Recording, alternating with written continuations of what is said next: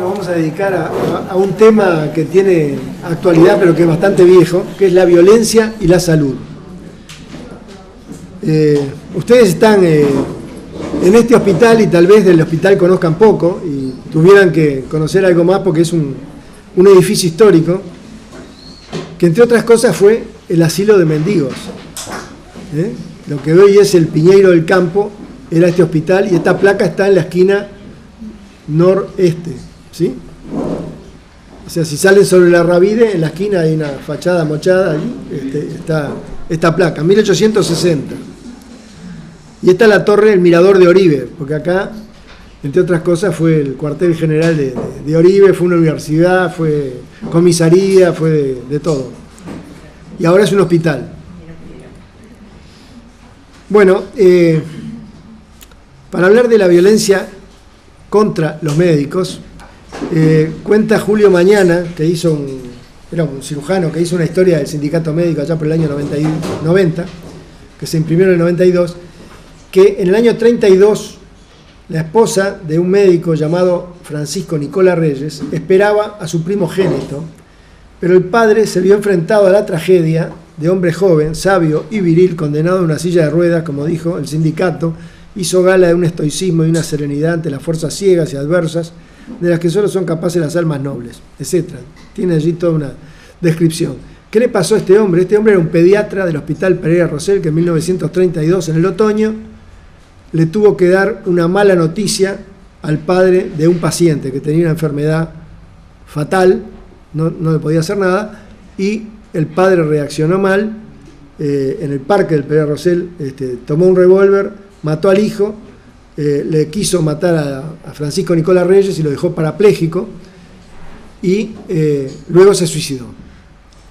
Este hombre vivió 20 años más, falleció 22 años más, falleció en 1954, siempre en la silla de ruedas, y fue un radioaficionado que se dedicó a ayudar a los demás a través de la radio, que en aquella época era un medio de comunicación para aquellos que estaban en alta mar o en el medio del campo y que no tenían otro socorro. Pero lo que nos cuenta este hombre es que, me refiero a Mañana en la historia esta, es que parecería que la población se desquita de sus problemas, dice, con la clase médica, como ya sucedió antes con Arán en Colonia, o sea, nos está dando cuenta de que hubo otras muertes antes, con Lois en La Unión, o sea que en este barrio hubo un médico, que lo vamos a ver, con Baccelli, con Schiaffino y con Nicola Reyes entonces. Es un hecho que el médico moderno ha perdido la aureola de austeridad y respeto ante el público de que gozaban los antiguos. Esto lo estaba diciendo hace 30 años, ¿no? El enfermo en realidad ha olvidado hoy día la consideración y el afecto. Se erige en juez infalible en lo que se refiere a su conducta. Los familiares discuten su diagnóstico, juzgan sus honorarios y los menosprecian casi siempre, pero lo doloroso es que otros médicos juzgan a sus colegas con la misma mayor desconsideración que la mayoría de la gente. Bueno, ustedes no lo conocieron a Mañana, pero Mañana era un cirujano muy impulsivo, que si lo hubieran conocido, tendrían idea de lo relativo que era toda esta cuestión, ¿no? Este era Francisco Nicola Reyes, que vivió 54 años, los últimos 22 en silla de ruedas, y que tuvo un único hijo, porque la esposa ya estaba embarazada cuando ocurrió el incidente, y no pudo tener más hijos, no pudo generar más. Su hijo, Francisco Nicola, también fue también pediatra, y acompañando a aquellos muchachos que iban a cruzar los Andes para jugar en Chile al rugby, murió con su esposa en el avión que cayó en los Andes. El nieto, también se llama Francisco Nicola, es pediatra hoy, y lamentablemente solo pude hablar por teléfono con él una vez, quedó de pasarme información, nunca me pasó nada, pero digo, hemos recogido algún material. Los hijos a veces, o las familias, son reticentes en dar información de los parientes para elaborar, ¿no? Bueno, este es Segundo Lois, el médico que un año después de graduado fue asesinado en La Unión, en este barrio, ¿sí? Y este es Pablo Gaudín Camacho, un médico que vivió 51 años y el día de su 51 cumpleaños hizo lo que ya conocemos y que lo relató Sonia Romero y que terminó con su muerte de 2 balazos en la ciudad de Salto. Un neurólogo distinguido, un hombre que le gustaba reunirse en grupos, tocar la guitarra, amante de la poesía, un tipo alegre, pero bueno, pasó eso. Hay un manual de ética médica, que no es un código, es un manual práctico, de situaciones prácticas planteado en base a problemas, y que ustedes lo pueden bajar de internet en esta dirección, www.wma, o sea, World Medical Association.net, y está en español o en el idioma que ustedes prefieran. Es realmente una obrita que había que tenerla a mano para consultarla, porque es un elemento de formación interesante. Esta es la página web. Bueno, la violencia laboral en el sector de la salud es algo que preocupa y ha preocupado mucho a las organizaciones internacionales, particularmente a la Organización Mundial de la Salud y la Organización Internacional del Trabajo, que son las ramas de Naciones Unidas, pero también a la Unión Internacional de Enfermeras y a la Unión de Trabajadores Públicos. Y han elaborado este manual, que es directrices marco para afrontar la violencia laboral en el sector de la salud. También está en internet y se puede bajar, o de la página del Sindicato Médico o del Diario Salud. El tema es que esta gente hizo un estudio a nivel internacional y llegó a la conclusión que el 25%, o sea, 1 de cada 4 incidentes en el ámbito del trabajo violento, se daba en el campo de la salud. O sea, que la salud concentraba una mayor carga de violencia hacia los trabajadores, tanto médicos como no médicos, que comparado con otras cuestiones.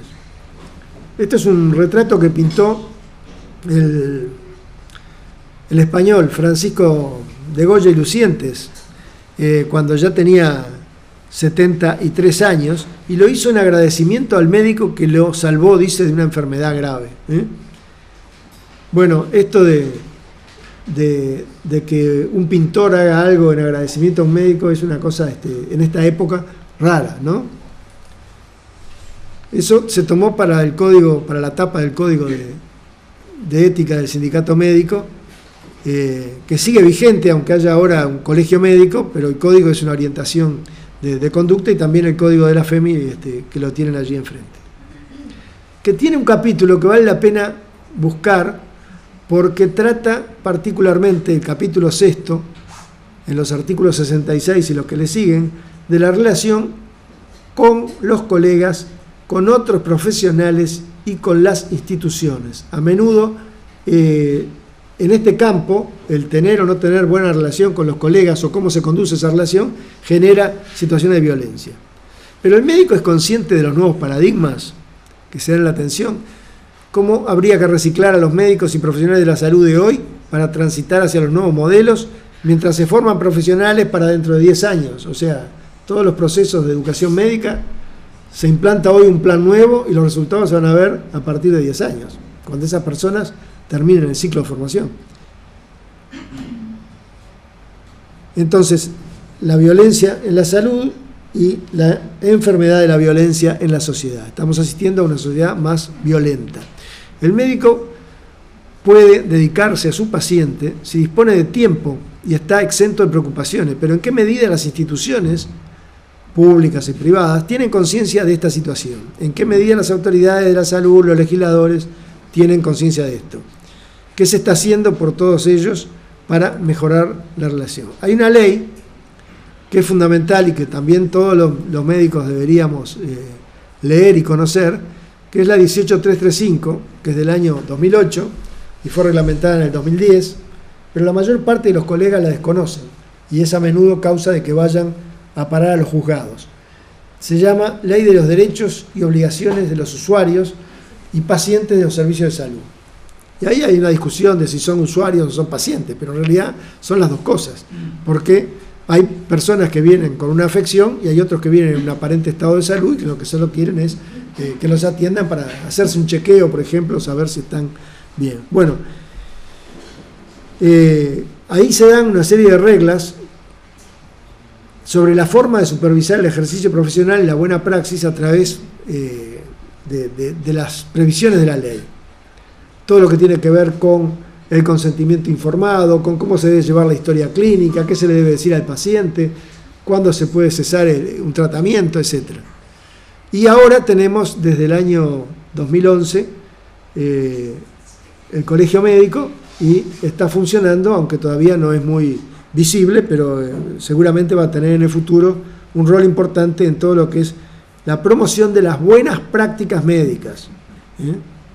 O sea, en oposición a la mala praxis, la buena praxis es lo que se debería hacer en el ejercicio profesional.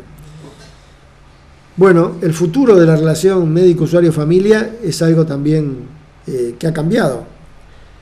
Cambió el presente y cambia para el futuro.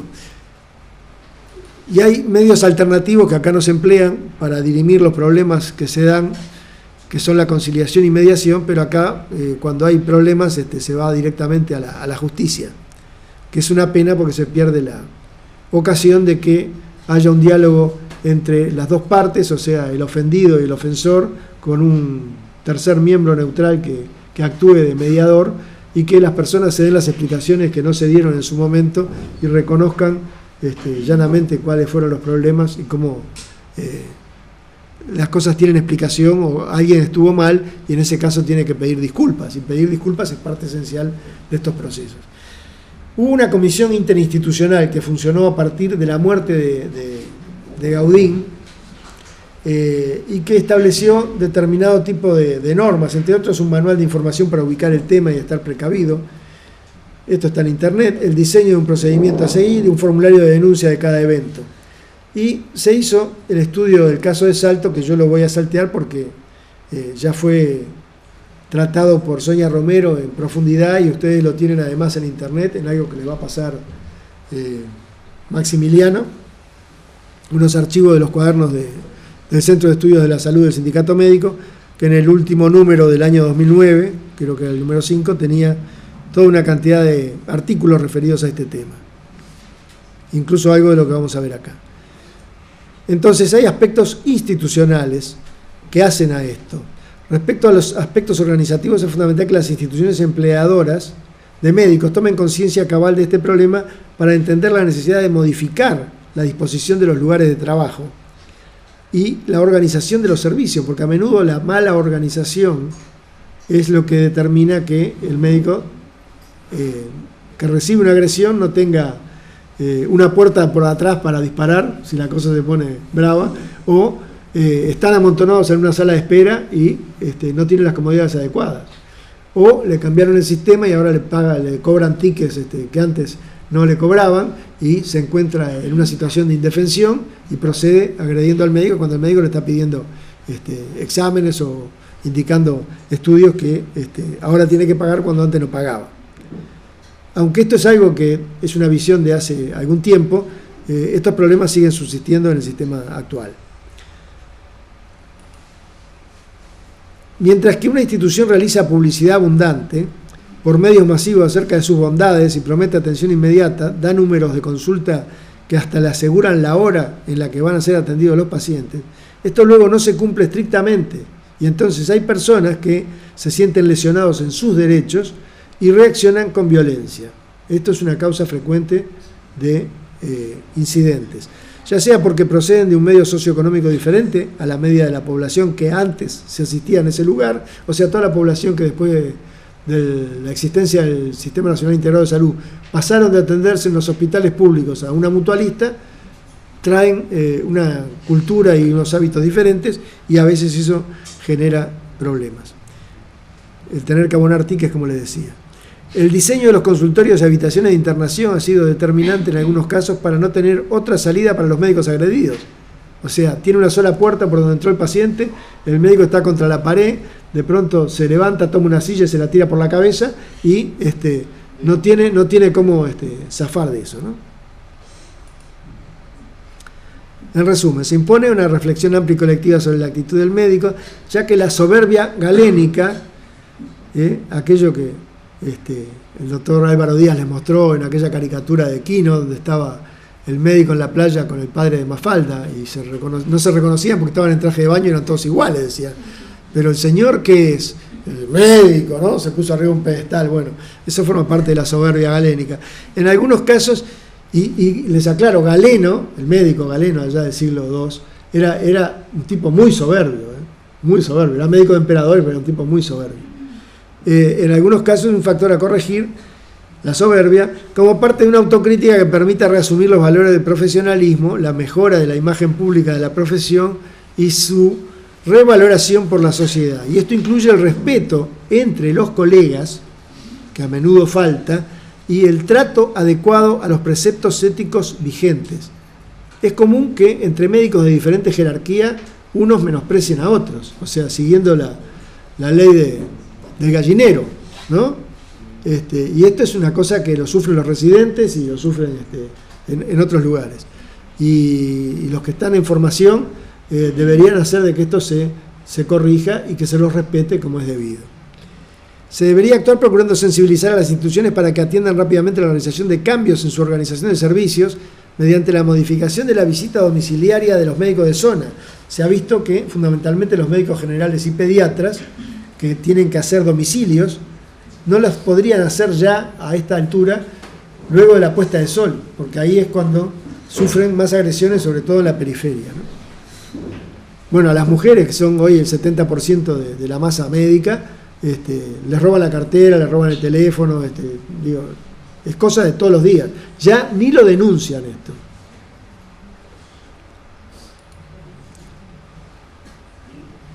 Y fundamentalmente no es posible continuar con la consulta a silla caliente, que es muy corriente en las instituciones, en las policlínicas, o sea, rapidito, que hace de la consulta una instancia fugaz de pobre contacto generador de resentimiento. O sea, no tiene el paciente tiempo de que le escuchen todo lo que tiene para decir, ni el médico de preguntar todo lo que debiera preguntar y explicar todo lo que debiera explicar.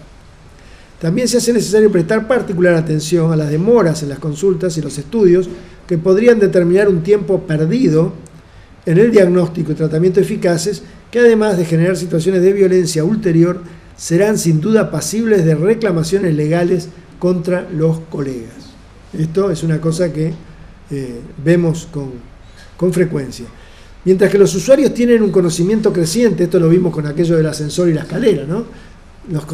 Tienen un conocimiento creciente de sus derechos y menor de sus obligaciones, el personal de salud y particularmente los médicos desconocen o desconocemos los derechos de los usuarios, así como sus propios derechos y obligaciones que proceden de la ley 18335, algo que debería corregirse a la mayor brevedad para ir cerrando la brecha.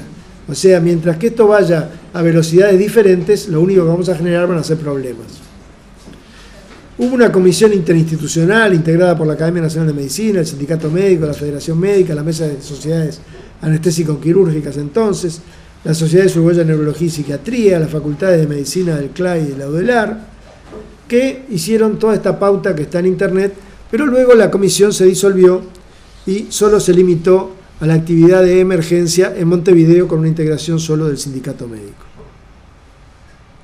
Pero tomando un momento, o sea, no es el resumen final de todo lo hecho, sino cuando habíamos juntado unas cuantas denuncias, que eran 34 en aquel momento de todo el país, se vio que tenían una amplia variedad de edades, los médicos agredidos, desde los 30, los jóvenes, hasta los 68 años, tanto en el ámbito público como privado, en distintas situaciones de atención médica, en servicios de emergencia, en policlínicas, en sanatorios, hospitales, en los domicilios, mediante agresiones verbales, amenazas, lesiones físicas o daños materiales. Y los que ocasionaban estos problemas eran en general pacientes o familiares de esos pacientes intoxicados por alcohol o drogas. Hoy es muy frecuente que en las puertas de las policlínicas tengan que atender chicos pastabaceros, como le dicen ahora, o alcoholizados, que vienen a exigir una atención inmediata o el traslado de una ambulancia o algo para ellos o para un amigo de ellos, y eso genera un problema cuando en una policlínica relativamente aislada está solo una doctora atendiendo la guardia. O sea, esto es una situación que no ha sido adecuadamente resuelta.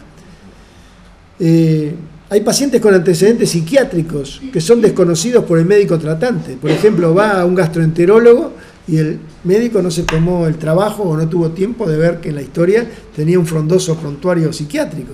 Y porque no lo atendió cuando le tocaba el número y llegó tarde y le reclama que lo atienda en lugar de que está en ese momento asistiendo, le golpea la puerta, entra con violencia, agarra al médico, lo sacude de la solapa, lo tira a un banco de esos grandes de afuera. Digo, a veces estas cosas han ocurrido en Montevideo, ocurren también en el interior. O incidentes con familiares de pacientes terminales. Y todo esto manifestado a través de golpes de puño, intentos de estrangulación, lesiones graves, destrozo de mobiliario de la institución o instalaciones. De estos estudios, de estos casos analizados, tanto los médicos como los agresores eran de ambos sexos, se realizaron las denuncias policiales y administrativas pertinentes, formularon la denuncia a la comisión que existía entonces, y salvo el caso de homicidio del médico de Salto, el doctor Pablo Gaudín, que siguió un estudio por el equipo de antropólogos, como ya comentamos, no se aplican a los demás las conclusiones de dicho estudio. Y acá tenemos esto cómo se distribuyó por departamentos. La delantera la lleva Montevideo y Canelones en proporción a la población. Hay otros lugares como Paysandú o Maldonado que también tienen su buena carga, y Salto, ¿no? Pero esto es un número muy bajo para sacar conclusiones. En su mayoría, las personas agredidas eran de sexo masculino y una minoría femenino, pero esto seguramente irá cambiando con el tiempo. Y acá es la distribución de por edades. El lugar donde ocurrieron los hechos, bueno, en la calle un 12%, en el ámbito privado, ya sea en una institución o en el domicilio, la mayor parte de los casos, 56%, y en el ámbito público, en los hospitales y policlínicas periféricas, el 32%. Y este era el porcentaje de las denuncias de Montevideo e interior. Otra mirada es la que hizo la Sociedad de Psiquiatría. La Sociedad de Psiquiatría en Uruguay hizo un estudio sobre las condiciones de trabajo de los médicos psiquiatras en Uruguay en mayo de 2009 a través de equipos Mori. Y del informe final, que es muy extenso y que está en internet, se puede consultar, extrajimos estas dos diapositivas. Características de los horarios de trabajo y acceso a zonas peligrosas. Particularmente esto, el 23% de los psiquiatras manifestaban que tenían que trabajar en zonas peligrosas.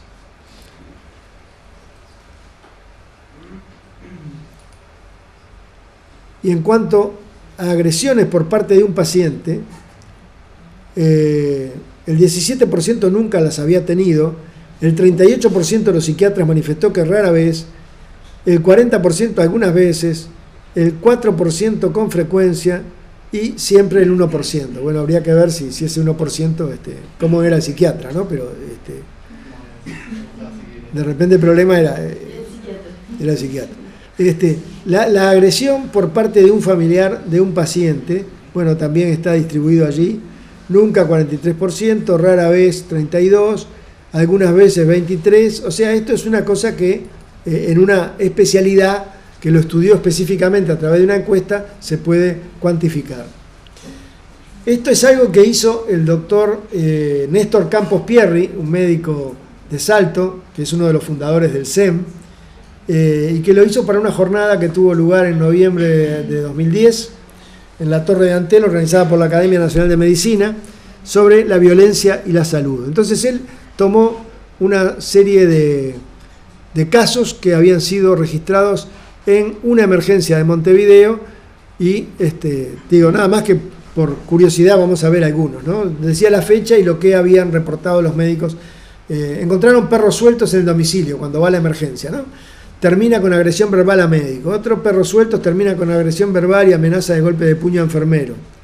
Perros sueltos, la situación de perros sueltos se repite, ¿no? Curación de muslo por erosiones, agresiones con palabras inadecuadas al equipo. Vómito y convulsiones, en eso llega el padre increpando a la enfermera. Fue luego siguiendo la ambulancia con el auto y seguía insultando. La hija de una paciente con demencia senil insulta a la telefonista porque su madre, luego de haberla asistido, seguía excitada. Bueno, no les voy a dar el detalle de todo esto. Los perros sueltos, dicen, al doctor no le gusta que los perros lo ensucien. Había llamado para que le hicieran recetas para la farmacia.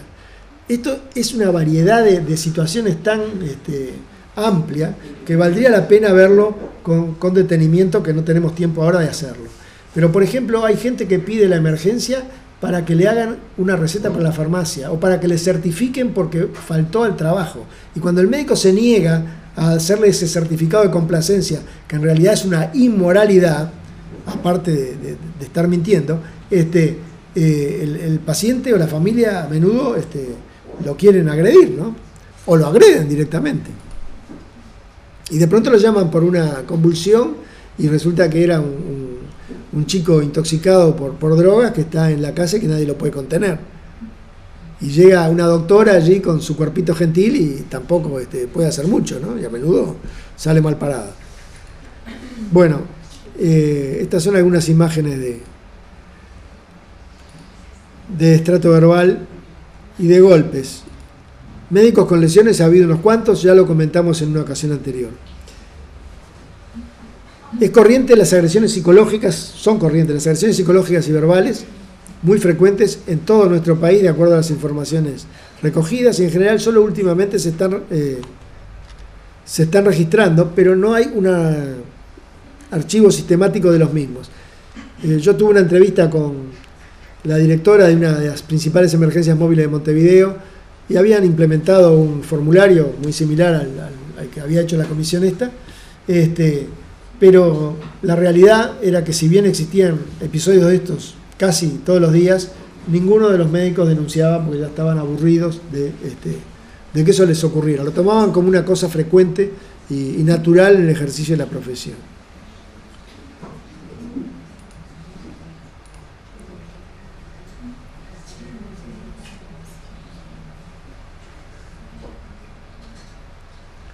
Este es un caso de octubre de 2010, muy cerca de cuando los puso Campos. Decía, paciente de 51 años, tabaquista, llama por dolor abdominal, antecedentes personales de gastritis, va al equipo con el doctor, el paciente luego de medicarlo le dice que no se calma y que se va a matar, que va a ocurrir una desgracia y le martilla un revólver en la cara al doctor. El doctor lo tranquiliza y sale del domicilio, además de realizar la denuncia correspondiente en la seccional segunda. Hay que desafiliar inmediatamente, dice el que hizo el parte, a este hombre de la emergencia, cosa que podían hacer las emergencias, pero no pueden hacer las mutualistas. O sea, cuando se encuentran con una situación de estas, hay una disparidad de criterios, y aunque fuimos a hablar con el presidente de la JUNASA a ver si podía hacer algo, incluyéndolo en las metas prestacionales y qué sé yo, dijo que era una cosa muy difícil, en fin, sí, es mucho más fácil recaudar que dedicarse a arreglar cosas. Bueno, la violencia obstétrica es otro capítulo, ¿no? La sala de partos y la maternidad es a menudo un lugar donde se dan situaciones de violencia, lo mismo que el CTI pediátrico, ¿no? Particularmente en el Hospital Pereira Rosell, donde las doctoras, que son la mayoría de las neonatólogas, tienen miedo de salir en horarios nocturnos para ir a tomar el auto que tienen metido ahí adentro del parque, porque hay algún padre que las quiere agredir. Cuando hay un óbito fetal, cuando hay una muerte inesperada, cuando hay un desprendimiento prematuro de placenta, cuando hay un sufrimiento fetal que termina con lesiones cerebrales graves, que es una cosa relativamente frecuente, porque son partos mal controlados, no controlados, digo, embarazos no controlados y llegan ya en periodo expulsivo, y la atención allí no está muy ordenada, o sea, la atiende una partera, un residente, un interno, el grado 2 está o no está haciendo una cesárea, bueno, se da una serie de situaciones y esto genera enfrentamientos con los familiares, ¿no? Aunque hay muchas que son madres solteras, un 25 o 26%, hay otros que vienen con el compañero y el compañero es el que pone mala cara y llama a responsabilidad al equipo. Finalmente hay un estudio sobre residentes médicos, hecho por un equipo que formó el decano Fernando Tomasina, antes de ser decano, porque era el profesor de medicina laboral, y lo hicieron en ocasión de una jornada, de un congreso de residentes médicos que se hizo en el año 2007. En realidad les llevó bastante tiempo elaborar los datos, etc., y recién publicaron esto en la revista médica del Uruguay, que está citada allí, en el año 2011, o sea, 4 años después. Antes habían salido unos comentarios que ocuparon 2 páginas del semanario Búsqueda, hechos por el doctor Martín Revela, que en aquel momento era residente, y decía que el 70% de los médicos residentes habían sufrido algún tipo de agresión en el último tiempo. El objetivo del estudio era analizar las situaciones de violencia vividas por los trabajadores médicos jóvenes en el ejercicio de la residencia médica en diferentes instituciones del sistema de salud durante los meses de septiembre a noviembre de 2007. Se realizó un estudio descriptivo en la población de residentes médicos de las diferentes especialidades. El 69% de los residentes, o sea, casi el 70%, perciben situaciones de violencia.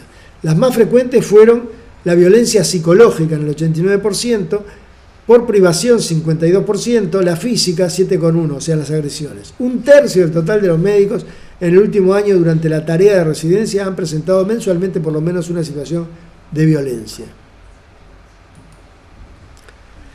Los agresores han sido familiares de pacientes, compañeros y pacientes, en ese orden.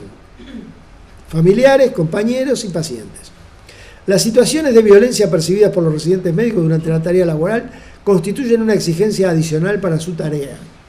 Las interacciones entre el mundo técnico y el mundo profano están signadas por la presencia de relaciones precarias e inestables. En este contexto, dice el resumen del estudio, los residentes son la cara visible más asociada a la estructura técnica del sistema experto, por lo que son uno de los blancos de agresión más propicios en la dinámica de los sistemas de salud. Hay un libro de un profesor de medicina legal argentino que ha venido mucho al Uruguay, que es muy amigo de los uruguayos, que es el doctor Luis Alberto Cuico, que recientemente se retiró del profesor de la Universidad de Buenos Aires, que se llama El síndrome del médico agredido, nueva patología de etiología social, las agresiones que sufren los médicos. Situación en la Argentina y en otros países, la relación médico-paciente actual, la violencia en el sector de la salud, accidente de trabajo. Las agresiones deberían considerarse como un accidente de trabajo y deberían todos estar protegidos por un seguro del Banco de Seguros, porque todo trabajador, por ley, tiene que estar protegido por los accidentes que le puedan ocurrir en el trabajo o en ocasión del trabajo. O sea, hay una serie de accidentes que se llaman in itinere, o sea, mientras que va de su casa al trabajo o regresa del trabajo a su casa. Estos son conceptos que se dan en medicina legal, pero sin embargo las instituciones esto no lo han encarado adecuadamente y no sé ni siquiera si fuera del personal de enfermería, administrativo y de servicio, tributan al Banco de Seguros por los médicos que tienen trabajando. Seguramente no lo hacen y esto es una causa de desprotección que habría que corregir y que hasta ahora está dormido. Las conclusiones, bueno, en Uruguay, aunque no podemos extraer conclusiones estadísticamente significativas, todavía el patrón de las agresiones reproduce lo señalado por la OMS y la OIT en su estudio de 2002. Hay que profundizar los estudios, hacer evaluaciones profundas, insistiendo en la educación y prevención hacia la profesión. Pero cada uno, fundamentalmente, debe procurar ser buen médico, ser bueno como persona, ser buena persona, y además del conocimiento técnico y científico indispensable, al médico se le exige actuar con compasión, altruismo y humanismo. Y son estos los componentes principales del profesionalismo que se espera. Bueno, ahora el doctor Álvaro Díaz va a seguir con otra parte de la exposición que tiene que ver con esto, pero es otro punto de vista. Y no sé si quieren preguntarle a Antonio cosas. Yo creo que para la formación de los médicos es muy importante saber a qué nos vamos a exponer en la práctica cotidiana. Y las situaciones de violencia, como ven, que ahora vamos a mostrar el mismo trabajo que los residentes, 1 de cada 3 es agredido mensualmente. Fíjense ustedes, cuando lleguen a la práctica van a tener y sufrir las mismas agresiones. Entonces tenemos que saber de esto porque es el mundo con el que nos vamos a encontrar.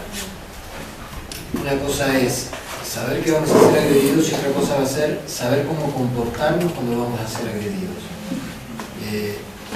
Vamos ahora, en la segunda parte de la presentación, a tocar esto con un pequeño cariz, pero sigue siendo el mismo problema. Yo no sé si le quieren preguntar a Antonio algo en especial. ¿Se vio que en alguna profesión se vio como que esté más relacionado con las agresiones o no? ¿Profesión? Sí. No. Es todo igual. O sea, profesiones de la salud. ¿Alguna especialidad? Perdón. ¿Alguna especialidad? No, generalmente son médicos. Desde el administrativo, como decías tú, desde médicos hasta... generales y médicos de emergencia, los médicos que están en las puertas de los hospitales y los médicos que están en las policlínicas. Yo tengo una pregunta. Hay leyes que nos amparan y que podríamos incluso demandar al paciente por la agresión. Bueno, las leyes son generales, el Código Pero Penal. no son tipo específicas para la profesión. No para el médico, general. no para el médico. En España hay una legislación especial por la cual la agresión a un médico en servicio es equivalente a la agresión a un policía en servicio. Pero acá hay resistencia para adoptar eso y se considera que no sería viable. Como dijeron, las cámaras en las salas de operaciones que quieren ahora introducir para grabar todo y revisar después, es una cosa que se emplea hace muchísimos años en todo el mundo, pero acá por ahora no es viable, dice el Ministerio de Salud Pública. Cuando yo estuve trabajando en el campo hace, 25 años, ya habían venido a ofrecer un sistema para grabar todas las operaciones y tener en video todo lo que ocurre dentro del centro quirúrgico. O sea, cuando alguien se olvidó de una tijera, de una compresa o de una pinza en un abdomen o en un tórax, quedó allí registrado y se puede decir, bueno, fulana no contó bien y no advirtió esto y el otro, porque está hoy conceptualizado que las responsabilidades esas no son todas del cirujano, o sea que una le corresponde al cirujano, otra del instrumentista, y hay hasta responsabilidades de la circulante, que es la que recoge las gasas y tiene que montarlas después, y a veces cuando cuenta mal, revuelven hasta que no encuentran nada y tienen al paciente anestesiado más tiempo. En fin, son otras cosas. Pero no hay legislación específica. Por eso que hay que hacer la denuncia policial y la denuncia penal, porque esto va desde las amenazas, que pueden ser amenazas de muerte, o la agresión física. Otra pregunta. ¿Hay que informar a algún centro específico, a algún comité específico de violencia los hechos estos o mismo solo a la policía? Hay que informar a la jerarquía del lugar donde se trabaja. Eso es lo primero, y a la policía después, y bueno, seguirá el trámite judicial si el caso es de mayor entidad. Pero está en el campo de la justicia penal eso. Les puedo contar una experiencia personal que estoy cambiando una vuelta como residente del CASMU. Tengo que atender a un enfermero de puerta de emergencia del CASMU que ingresa con un cuerpo extraño en el recto. Ese individuo iba a ser operado y yo hice la valoración preoperatoria y una intervención de urgencia para resolver el problema. Se opera, anda todo bien, y yo no veo más al individuo. Hasta que un buen día me bajo del auto, voy caminando por la vereda y lo veo, me cruzo con él y me enfrenta así, se abre el sobre todo, que tenía un revólver, y me dice: así que vos andás diciendo que yo soy puto, te voy a pegar 3 tiros. Una de las cosas que uno trata de hacer, y más cuando es un compañero y cosas por el estilo, ese tipo de cosas se las calla. Sí, que de mí no había salido, pero imagínense un enfermero del CASMU, en el CASMU, atendiéndose por esto, ¿qué pasaba? Le ponían, era un antisudoral, le ponían pegado en el local, le ponían cosas de antisudoral. Entonces, por el tipo estaba. Ahora, fíjense ustedes, yo le dije: mirá, de mí no salió nada, si querés pegar un tiro, pegame un tiro. Me di media vuelta, esperando el tiro, ¿no? Bueno, ¿qué hice? Hice la denuncia policial correspondiente Incluso hablé con un juez, después terminé en esta Corte de Justicia, que me dice, mirá, lamentablemente no se puede hacer nada. Vos tenés que hacer la denuncia, pero hasta que no haya un acto consumado de agresión real, no se puede hacer nada por la amenaza. Por suerte no pasó nada con el correr del tiempo, pero este fue un hecho real. Les quiero decir los vericuetos que puede tener el tipo de agresión al que podemos estar, los cuales podemos, además sin comerla ni beberla, ¿viste? Bueno. Yo les pido disculpas, me voy a retirar, tengo otro compromiso. Acá quedan unos ejemplares de la revista, pero la revista está en internet, está con el estudio de... Antonio nos deja 5 ejemplares para la biblioteca, donde está el artículo sobre la violencia con los residentes. ¿Está? Yo le voy a mostrar algo otro.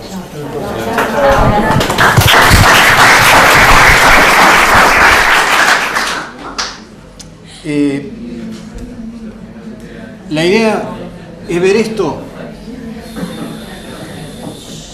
desde varios puntos de vista.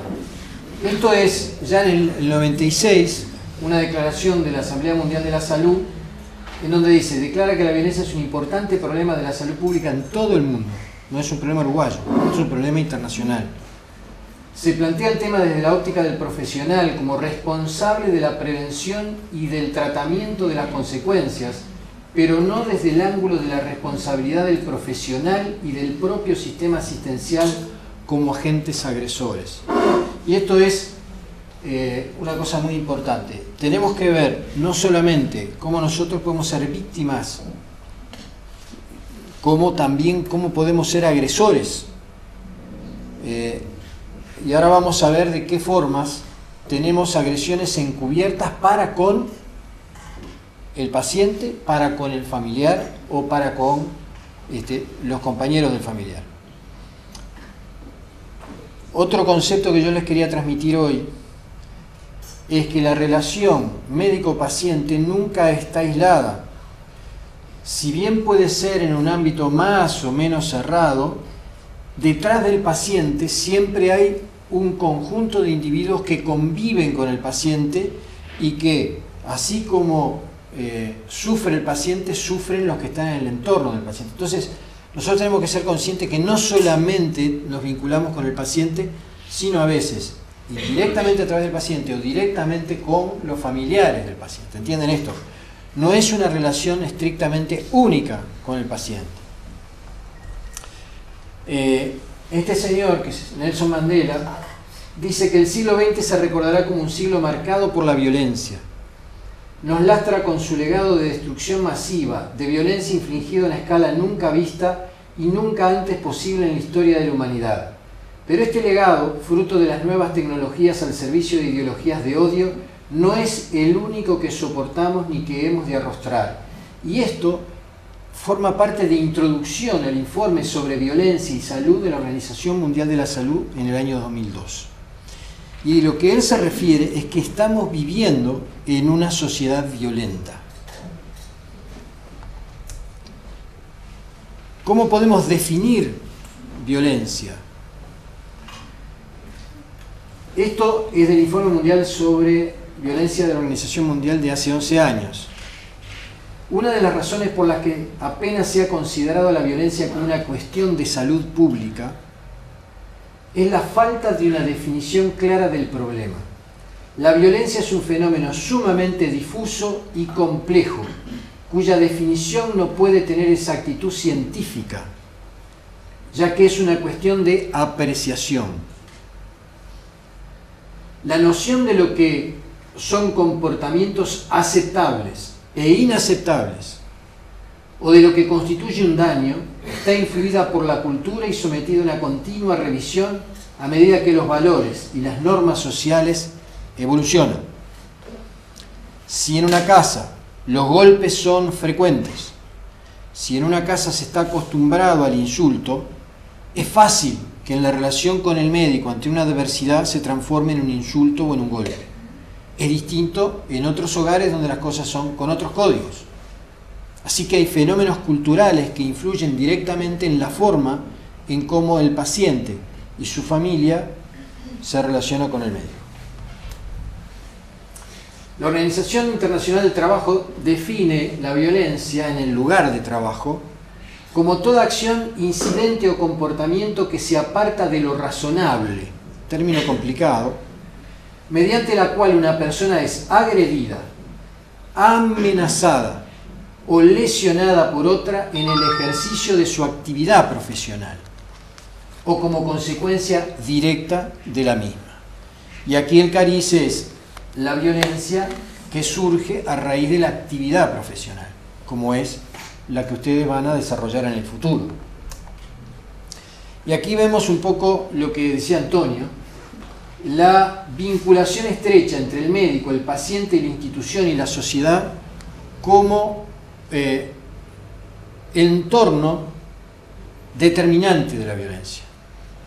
Si entre médico y paciente el tiempo de relación que tienen son 5 minutos, o si la forma en cómo tiene que atender un médico de emergencia a un paciente es en medio de un desastre de otro montón de enfermos, y la forma en cómo le dices, ya lo atiendo, un momentito, esas cosas son estructurales y son facilitadoras de la violencia. Desde el punto de vista de la sociedad y el fenómeno cultural, bueno, ya les hice una referencia. Y lo que sucede habitualmente es que la violencia engendra violencia. Una vez que un médico atiende a un enfermo que lo agredió, es difícil que el médico en sí no esté predispuesto él mismo a la violencia. Es decir, es difícil tener la calma suficiente como para no responder en forma violenta. Y no solamente sucede eso con los dos que están involucrados, generalmente se contagia al entorno. Yo me acuerdo siempre de un compañero mío, un médico, que fue a ver a los hijos un partido de fútbol y se agarraron dos a las piñas. Y él fue a separar y le pegaron una piña en la nuca. Entonces se levantó y el primero que vio lo zumbó. Es un fenómeno de contagio. Entonces lo primero que tiene que saber uno que ante una situación violenta, esto ya se los aconsejo de entrada, es bajar los decibeles a la mínima expresión y ser conscientes de que uno va a reaccionar violentamente. ¿Está? Bueno, son las piñatas que se arman, uno no sabe por qué, se empiezan a pelear todo y se termina piñando toda la... Y además no se sabe ya quién con quién.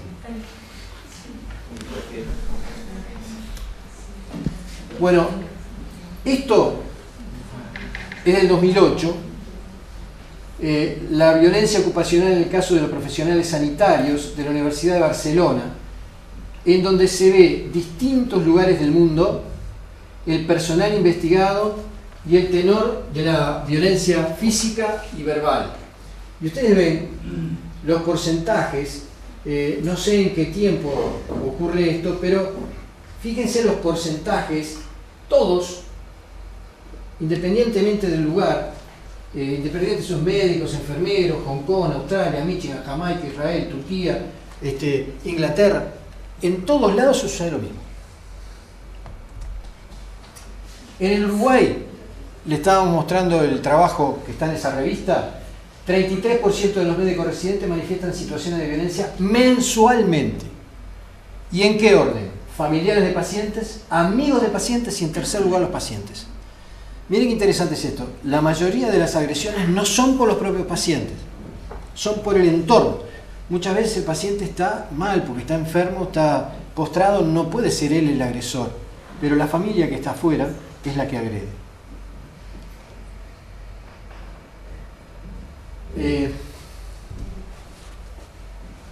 ¿Cuál es la causa?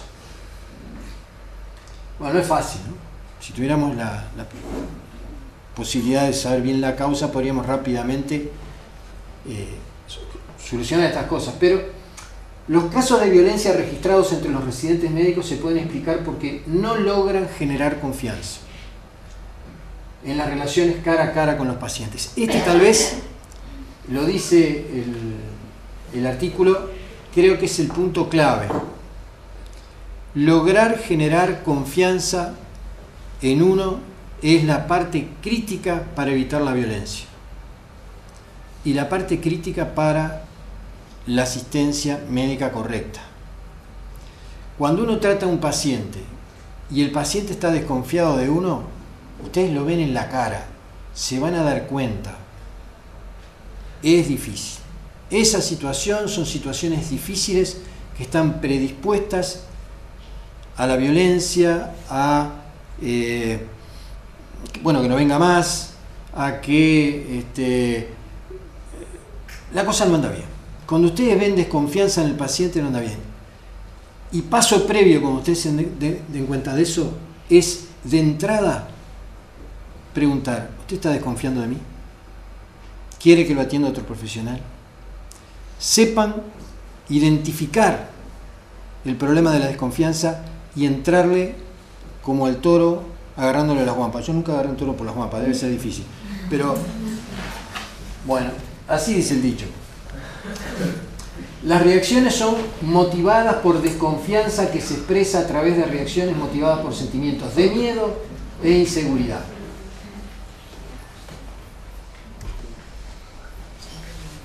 Yo le voy a decir, la violencia, lejos de ir disminuyendo, va en aumento. Nosotros estamos viendo fotos. No estudié estrictamente no tengo ningún trabajo para mostrarles una gráfica, pero la violencia va en aumento. No está disminuyendo ni está detenida. O sea que cuando ustedes lleguen a desempeñarse como médicos, el problema de la violencia va a ser un problema para ustedes. Y entonces, ¿qué cosas están en la base de esa violencia que tienen que entender para poder bajar al individuo, a la familia, a tierra? La angustia generada por la falta de información. ¿Con qué se arregla? Con información. Muchas veces la información tiene el problema de que no es entendida. ¿Eso de qué requiere? De tiempo. Entonces, el tiempo con el paciente es crítico, con el paciente y con la familia es crítico. La frustración por no poder obtener un beneficio directo o indirecto, recetas, por entender que la negativa del médico o de la institución es un atentado a sus derechos porque se supone una interferencia comercial. Es frecuente decir: usted no me da eso porque está pensando más en el dinero de la institución o en su sueldo que en mi salud. Todas estas cosas hay que exponerlas arriba de la mesa cuando suceden, cuando aparecen, para hablarlas con los pacientes y los familiares. Las demoras en la atención de lo que el paciente considera urgente, puerta de emergencia, móviles o en la entrega de los resultados de los exámenes paraclínicos en los que se depositó una importante carga emocional. Desconfianza en la actuación de los médicos por posibles errores. Es muy frecuente. Les cuento una anécdota que viví hace 2 días. Nosotros estuvimos en la comisión que analizó las muertes de los supuestos enfermeros asesinos.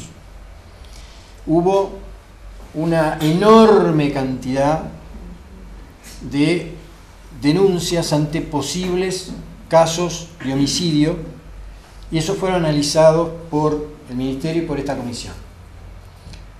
Una de las situaciones es una mujer que tiene una encefalitis que en la evolución termina en el coma y muere.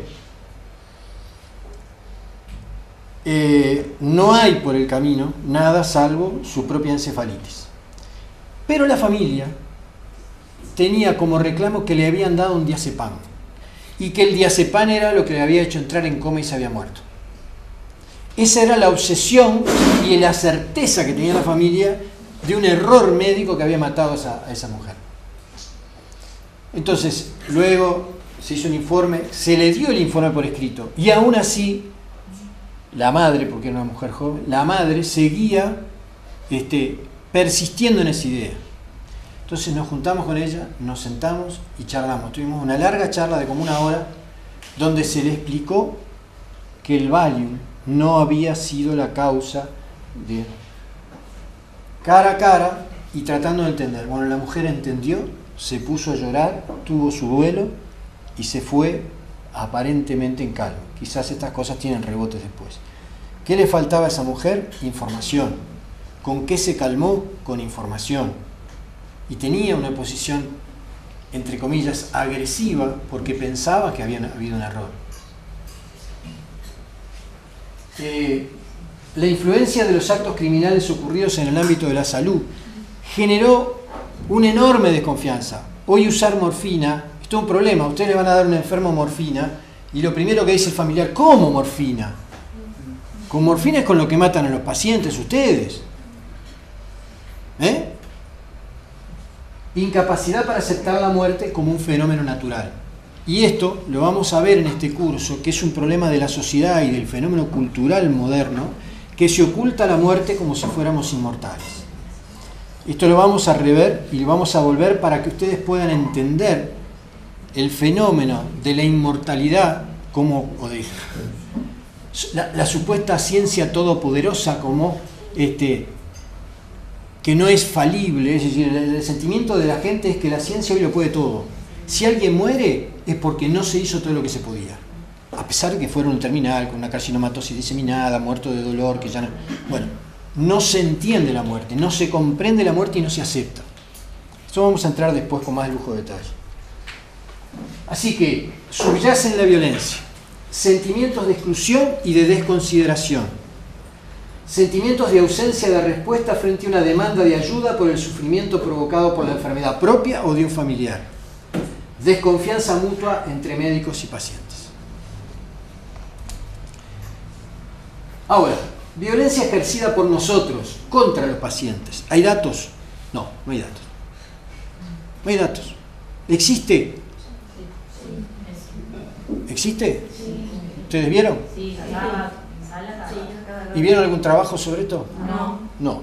Me conviene, capaz, no sé. Estamos viendo las cosas con un solo ojo. Nos proponemos mostrar cómo el personal y las instituciones son capaces de ser agentes agresores. No es fácil reconocerlo, pero es el primer paso para evitarlo, ¿verdad? Ese trabajo termina con una cosa muy interesante. Dice, una limitante del presente trabajo es la carencia de la opinión de uno de los actores, el paciente o el familiar. Fue solamente analizado desde el punto de vista de la agresión sufrida por los residentes. Y es muy importante. Pero no sabemos cómo ha visto el familiar o el paciente la actuación de los residentes sobre él. ¿Los médicos somos conscientes de la violencia de la que somos capaces? ¿O lo ocultamos? ¿Será cierto el viejo proverbio, vemos la paja en el ojo ajeno, pero no vemos la viga en el propio? Bueno, miren esto. Este es un ejemplo a tener en cuenta. En Estados Unidos, a partir del año 1970 y pico, un librito que es un señor que se llamaba Iván Illich publicó un librito que se llamaba Nemesis Médica. En ese librito se decía que la medicina mataba a mucha gente. Se armó un escándalo con ese libro, pero un escándalo. Pero a partir del 1970 para acá, las publicaciones a propósito de las muertes generadas por iatrogenia, los trabajos empezaron a incrementarse. Y era tanto la duda que empezó a generarse sobre la capacidad de matar o enfermar de la propia medicina, que Bill Clinton, hacia el año 1999, hizo estudiar el tema por una comisión que generó un libro que se decía, lo traduzco al español porque mi inglés es muy malo, Errar es humano, errores médicos. Ahí se afirma que al año mueren 98.000 personas en Estados Unidos por causa de errores médicos. Tense cuenta lo que apareció por primera vez en escena. El reconocimiento de que los médicos nos equivocamos y que de esas equivocaciones ocurren muertes y enfermedades graves. Eso generó titulares en Estados Unidos y después se desperdigó por el mundo. Pero aún hoy el error no se revela, se oculta. ¿Se oculta por qué? Porque va la fama del médico. Si un médico se equivoca, ese es un chambón. ¿Y qué pasa? No podemos aprender de los errores. ¿Y qué pasa? La gente cada vez nos desconfía más porque los ocultamos. Esto lo vamos a ver después más adelante, que vamos a tener un capítulo dedicado a error médico para que tengan conciencia de él, que tiene que ver con lo que es el esquema de la seguridad y un cambio cultural que es necesario. Esto yo se los había comentado la vez pasada, pero lo vamos a volver a ver ahora. Fíjense lo que somos capaces los médicos. Se sabe que la violencia se vincula con dos tipos de centros. Unos que reaccionan al ambiente nocivo, a la amenaza, y otro a la carencia o al deseo insatisfecho. ¿Se pueden actuar quirúrgicamente en el cerebro de las personas violentas para modificar su comportamiento? ¿Se puede actuar? ¿Qué dicen ustedes? Tenemos un individuo violento, te acercás y te pega una piña y no podés con él. ¿Se puede actuar? ¿Se puede? Este señor, que se llamaba Egas Moniz, propuso la destrucción de los lóbulos frontales, estamos hablando de hace menos de 100 años, para casos extremos de alteración de la conducta, dado el éxito tenido en su primera intervención que se realizó en una prostituta de Lisboa.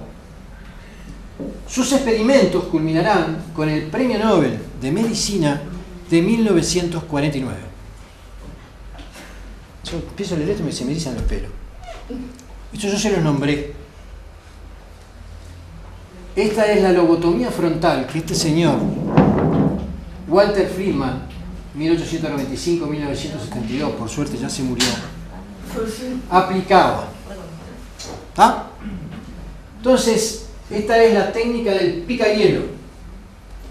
Acá ven un martillo, el paciente no está anestesiado, le está introduciendo este estilete en este lugar.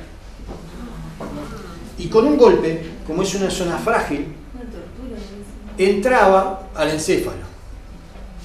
Lo movía lateralmente y cortaba las relaciones entre el lóbulo frontal y el resto del cerebro.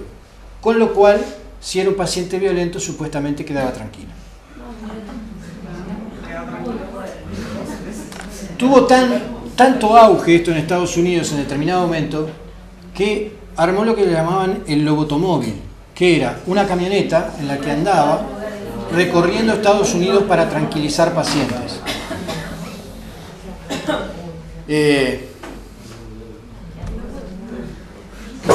Estas eran las indicaciones.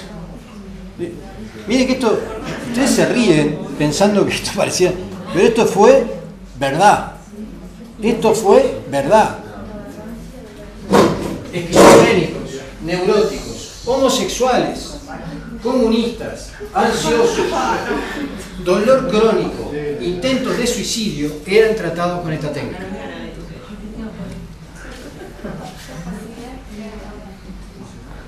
¿Y funcionaba o les causaba cualquier lesión? ¿Cómo? ¿Quién preguntó eso? ¿Cómo?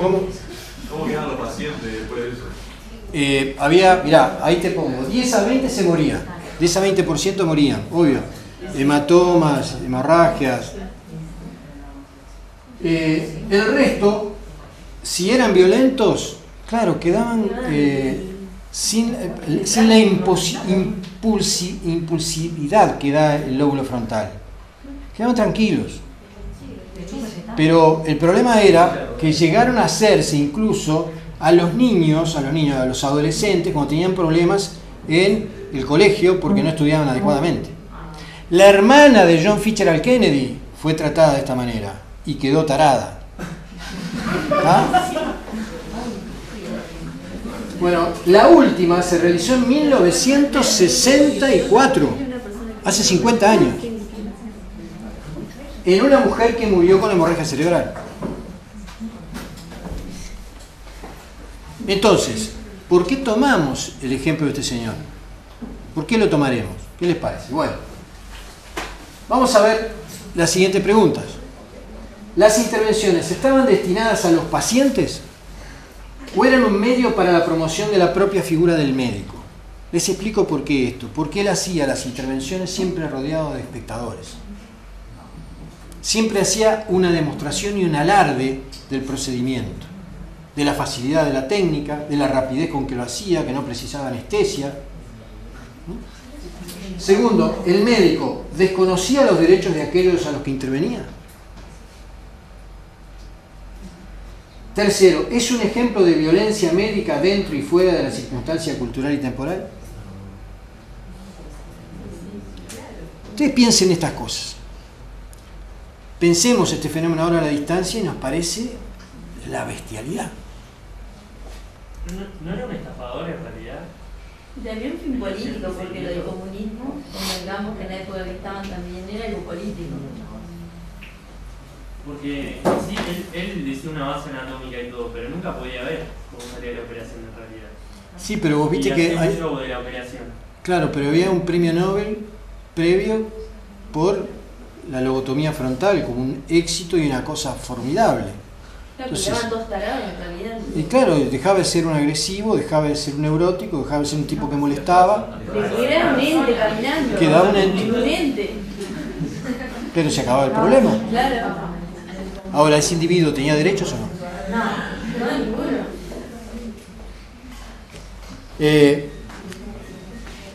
Entonces, ¿cómo se justificaba la técnica hacia mediados del siglo XX?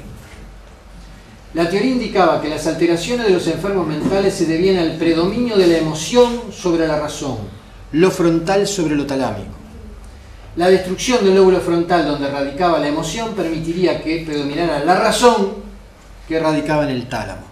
Una justificación científica, absurda, mirada ahora con el correr del tiempo, para generar un cambio de conducta de gente que de alguna manera era molesta. Entonces, vamos a definir entonces ahora la violencia. Cuando una relación interhumana se desconocen los derechos del otro, independientemente de los interlocutores, independientemente del procedimiento en juego, el desconocimiento de los derechos del otro implica un daño real o potencial a la persona. Y esto creo que es el eje mismo de lo que nosotros queríamos hoy decirles. El acto violento puede ser involuntario, no requiere que exista voluntad de hacer daño, pero siempre y cuando se pase por encima de los derechos del otro, es un acto violento. No tiene por qué ser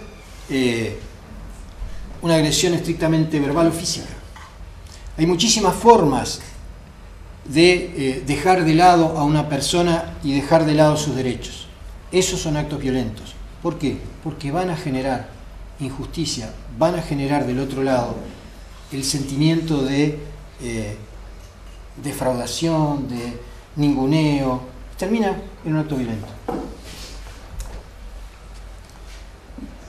Las características esenciales de nuestra relación médico-paciente es asimétrica. El paciente viene a pedir ayuda y los que tenemos la posibilidad de esa ayuda, de darla o no darla, bien o mal, somos nosotros.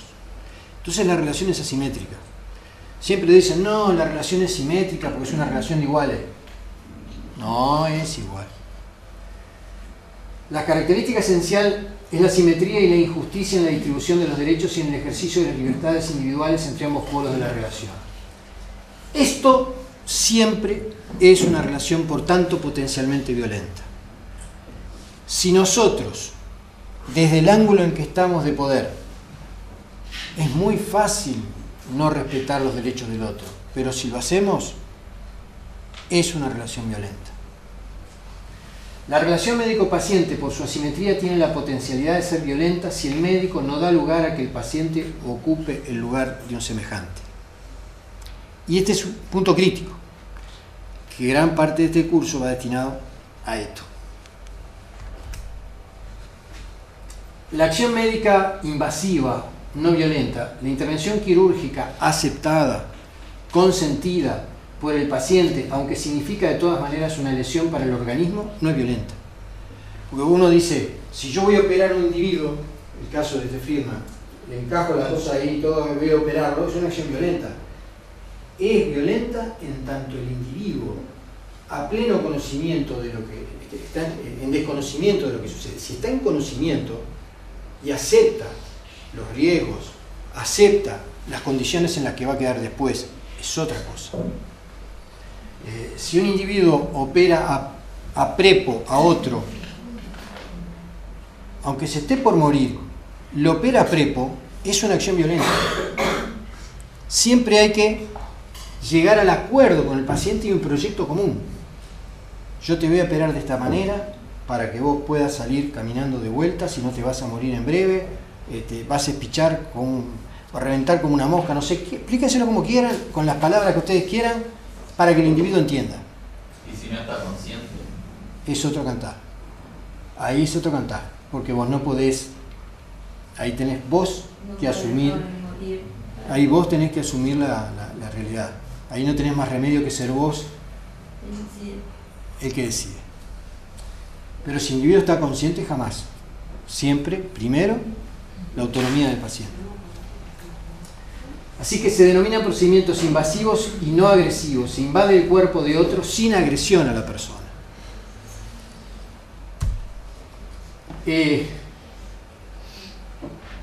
Así que toda acción nuestra en que no respetemos los derechos del paciente a los que hacía referencia Antonio es violenta.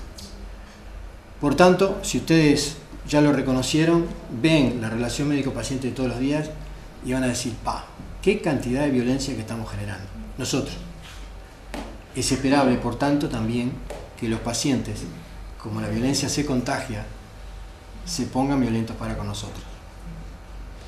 No tenemos derecho a decir, no le doy la información. No, si te pide se la tenés que dar. No podés callarte la boca y decir, lo voy a operar. No, jamás. Acá no sé si va a haber gente que va a hacer cirugía, pero tengan presente esto, porque los cirujanos son los peores. Una intervención quirúrgica que se realiza sin el consentimiento del paciente es una acción esencialmente violenta, aunque su objetivo sea hacer el bien.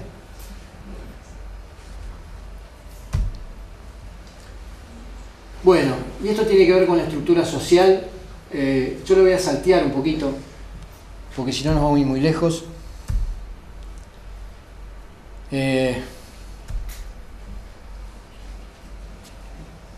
¿Sabés qué creo? Que tanta tecnología, tanta era digital, tanto adelanto en la carrera informática nos ha llevado a una época de deshumanización, de despersonalización. No coincido con vos, le dice el otro. ¿Y vos quién te preguntó? Estoy hablando con mi notebook.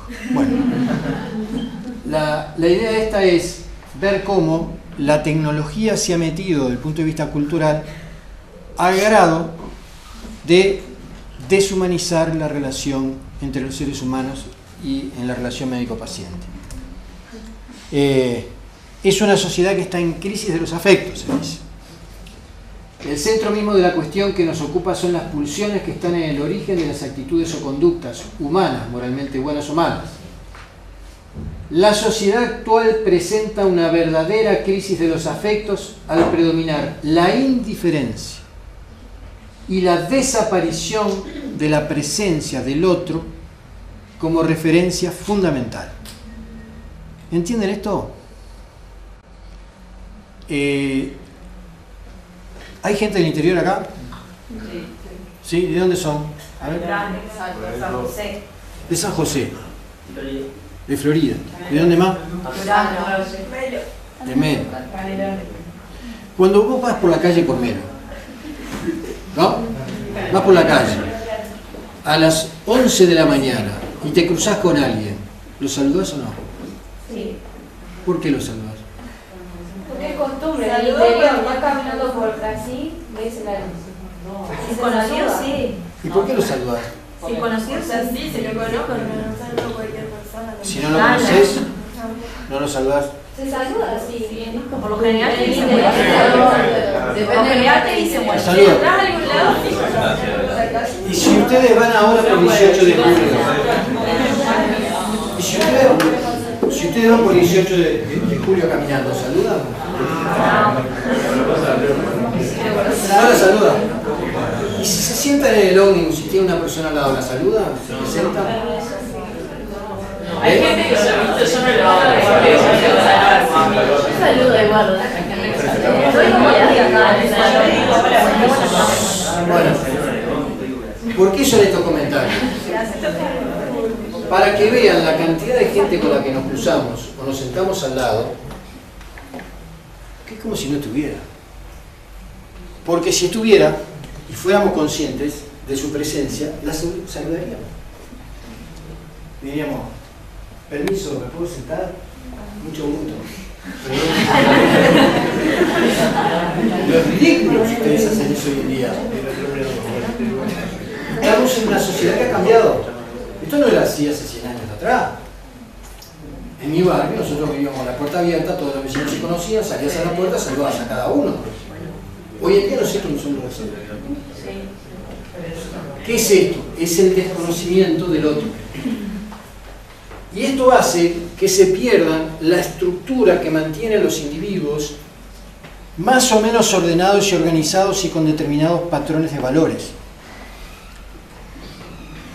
Estamos desligándonos de una serie de vínculos estructurados de la sociedad que antes eran muy rígidos. Capaz que era fulero también.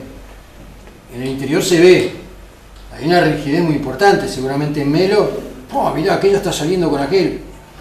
Pueblo chico, infierno grande. Pueblo grande, nadie se conoce. ¿A qué voy con esto? A que se pierde la referencia del otro y perdemos ligazones que tienen que ver con nuestra estructura moral. Y de repente nos atrevemos a hacer cosas que en otras circunstancias no haríamos. Y desligamos una serie de compromisos sociales que, al no estar el otro... Bueno, esto es lo que se llama sociedad posmoderna. Es la del amor líquido, la del miedo líquido. Después vamos a entrar en el líquido. Bueno.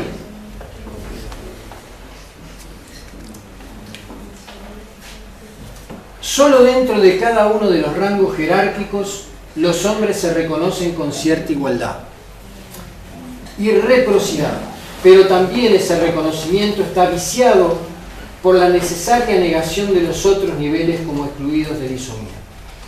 Miren lo que... Este señor se llama Fernando Savater, que ustedes lo deben conocer, es un filósofo español que estuvo hace poquito en el Uruguay, estuvo dando una serie de entrevistas, tiene unos cuantos libritos, algunos muy divertidos. Yo les recomiendo uno que se llama Invitación a la Ética, pero hay otro que salió hace poquito. ¿Vos te acordás de él? Bueno, ya va a salir. Este señor sabe y dice que hay clases sociales y hay cosas que nos identifican a nosotros como clase médica. Nos guste o no nos guste. Solo dentro de cada uno de los rangos jerárquicos los hombres se reconocen con cierta igualdad. Si ustedes piensan, los estudiantes de medicina, los médicos, nos reconocemos con cierto grado de igualdad. ¿Sí o no? Sí. Y reciprocidad. Pero también ese reconocimiento está viciado por la necesaria negación de otros niveles como excluidos de esa isonomía. ¿Qué quiere decir esto? Que los rasgos que nosotros nos reconocemos entre nosotros son distintos de lo que reconocemos en otros. Por tanto, formamos como grupos con determinadas características que nos sentimos distintos. Somos parecidos entre nosotros, pero somos distintos a otros. ¿Entienden esto?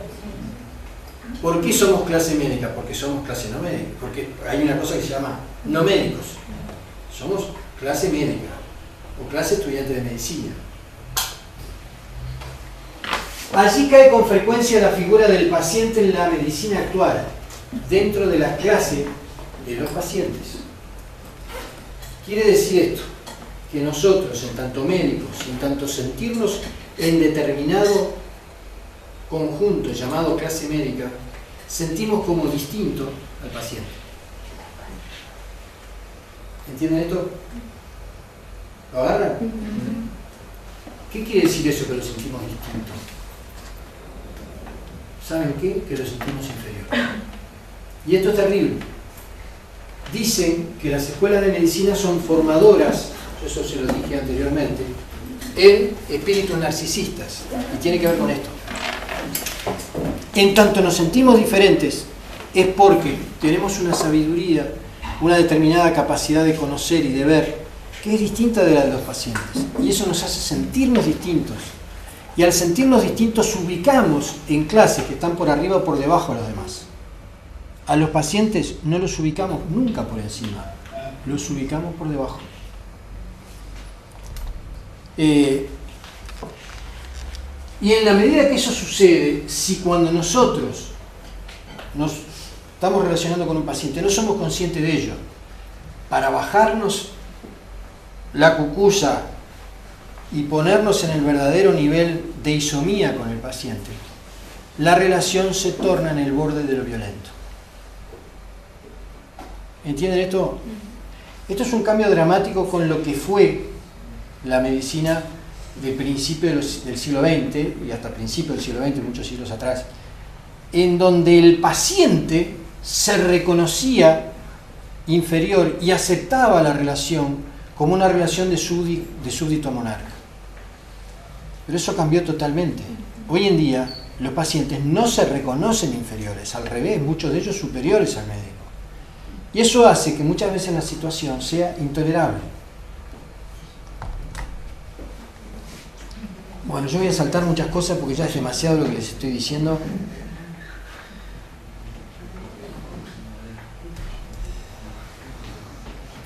Bueno. Entonces, la simetría de poder en la relación médico-paciente es uno de los aspectos que permite el ejercicio de la violencia profesional que comienza por el trato impersonal, en el desconocimiento del individuo que tenemos enfrente.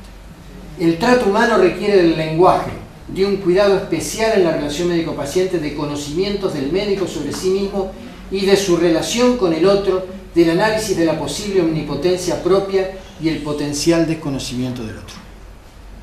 Esto es un poco resumen de lo que estuve diciendo. Esto lo vimos.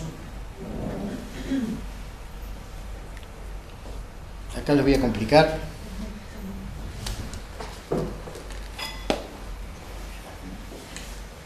Se nos está yendo el tiempo para un poquito. Esto tiene que ver con lenguaje e igualdad. Yo les decía que la comunicación, creo que me parece que se los dije, si no se los digo de vuelta, la comunicación se basa en hacer algo común, en tener algo en común. La comunicación es entre dos algo en común. Para Fernando Savater, cuando la relación con el otro se basa en el lenguaje, ya se parte de reconocer un cierto grado de igualdad y se aleja de la violencia, pues ésta se ejerce, y esto es interesantísimo, contra lo otro del otro, mientras que el lenguaje descubre lo mismo del otro. Si yo trato con indiferencia, es como si fuera una cosa, es como si fuera una piedra, un escritorio. Es algo totalmente distinto de lo mío. Si yo doy lugar a que el individuo es como si fuera uno mismo, al individuo lo trato como una persona. La violencia generalmente se puede hacer plausible en la medida que yo despersonifico al otro. Le quito la calidad de ser humano idéntico a mí. Porque si lo veo idéntico a mí, yo no me voy a calentar. Me caliento contra el objeto fácilmente. A ver si...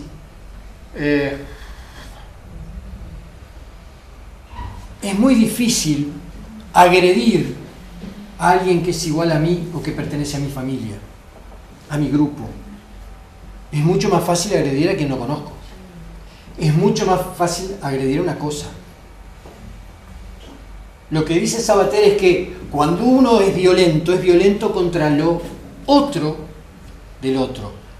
No contra una persona, sino con esa característica de cosa que soy capaz de yo otorgarle por desconocerlo como persona. ¿Entienden esto?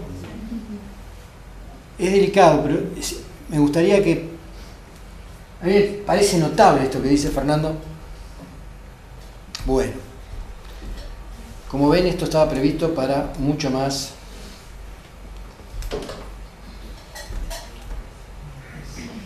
Bueno, ¿cómo prevenimos la violencia?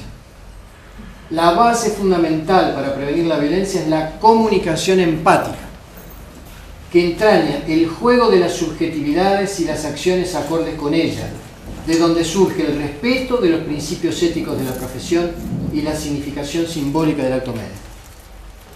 Si yo no me comunico con el otro, no hago un proyecto común, no sirvo como médico. Y estoy ejerciendo una medicina fría, distante, sobre la base de un contrato comercial o sobre un contrato empresarial, y no sobre la base de una verdadera medicina en donde yo me tengo que poner en el lugar del otro. ¿Entienden esto? Nosotros tenemos que ganar dinero con nuestra profesión porque tenemos que vivir. Pero es muy distinto anteponer la apetencia personal por el dinero a la relación con el paciente. Nuestra función como médicos es albergue primero al paciente y que eso derive naturalmente nuestra remuneración para vivir. Les digo esto porque tenemos una cierta... Estuve ahora, y tengo que hablar con una generación de estudiantes de medicina que vienen a formarse en Cuba. Y de lo que les tengo que hablar es de las diferencias que hay entre el sistema asistencial en el que estamos inmersos en relación al sistema cubano. Y miren qué problema tengo. Y hablando con ellos, tratando de identificar a ver cuáles eran los problemas por los cuales yo podía hablarles de algo, me dicen, ¿saben lo que nos extraña del funcionamiento acá? Es que no bien se sientan a hablar 2 o 3 médicos, lo primero que se ponen a hablar es de cuánto ganan, en lugar de cuáles son las condiciones o dónde están trabajando. Es decir, el problema en la relación médico-paciente está directamente intermediada por una función económica, directa, independientemente de dónde vayamos a trabajar, qué es lo que vamos a hacer y con qué paciente vamos a estar. Y de repente más importante. Bueno, la no violencia no se impone. Esta es la primera regla, ¿verdad? Es decir, ustedes no tienen que ser violentos, no, que pueden ser violentos todo lo que se les ocurre. Es un problema de sentimiento, es como ser de Peñarol o de Nacional. No se impone, es un sentimiento. Bueno, esto es igual, ¿no? La violencia, por tanto, se respeta, se previene al respetar los derechos del paciente. Surge naturalmente cuando se permite que la subjetividad ingrese libremente en la relación médico-paciente. Si nosotros nos dejamos llevar por nuestros sentimientos a propósito de lo que le pasa al paciente, vamos a ir mucho mejor que si anteponemos una barrera tecnológica o técnica en el medio, frenando lo que nos pasa. Este se llama Aristóteles. Es un señor, filósofo él, de hace muchísimos años atrás, más de 2000 años. Decía, refiriéndose a la bestialidad y a lo contrario de la bestialidad: no tiene nombre. Tal virtud es una cosa sobrehumana apta solo para un héroe o para un dios.